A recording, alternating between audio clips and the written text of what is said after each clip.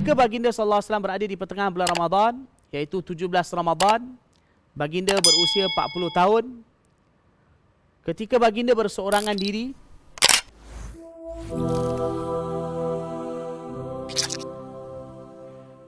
oleh kerana itu Rasulullah sallallahu alaihi wasallam apabila baginda hendak pergi beruzlah di Gua Hira, maka wanita yang menyediakan makanan untuk Rasulullah sallallahu alaihi wasallam sudah pasti isteri baginda sallallahu alaihi wasallam sendiri, iaitu Khadijah radhiyallahu anha.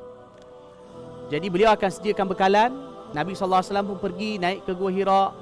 Baginda beruzlah, bertafakur, berkhalwat di sana. Kemudian lepas tu baginda sallallahu alaihi wasallam pulang semula.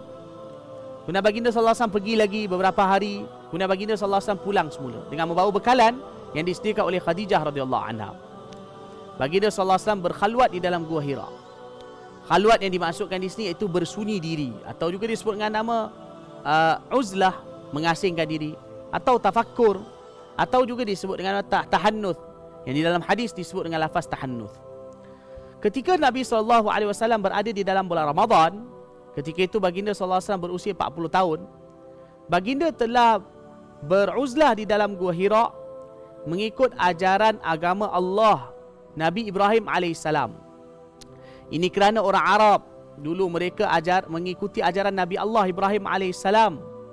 Jadi Nabi SAW juga mengikuti ajaran agama Allah Nabi Ibrahim alaihissalam yang asli, yang tidak dirosakkan oleh masyarakat Arab yang ada pada waktu itu.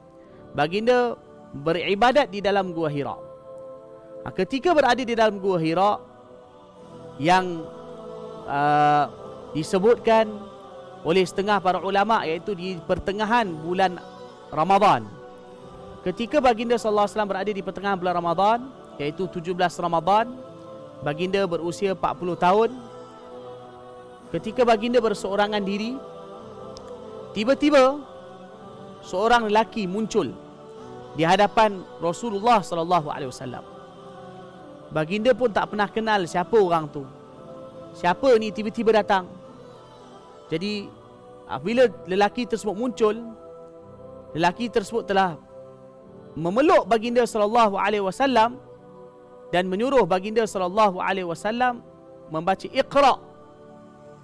Iqra, iaitu bacalah. Bacalah kamu. Nabi sallallahu alaihi wasallam berkata, "Ma ana biqari." Saya tak tahu apa saya nak baca, apa yang saya nak bacakan. Saya tak tahu apa yang saya nak baca. Lelaki tersebut memeluk lagi Nabi SAW dengan begitu kuat. Kemudian melepaskan pelukannya dan berkata lagi, Iqra. Nabi SAW memberikan jawapan juga, Ma ana biqari.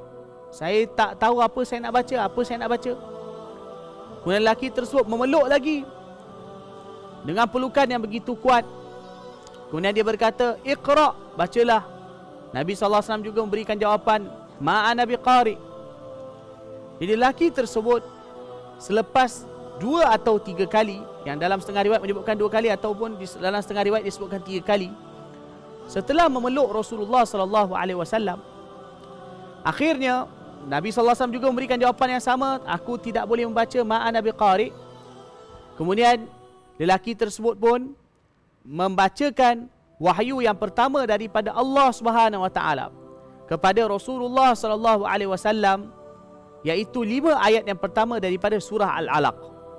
A'udzu billahi minasyaitonir rajim. Bismillahirrahmanirrahim.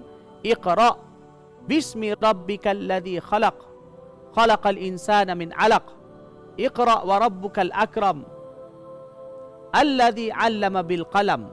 'Allamal insana ma lam ya'lam.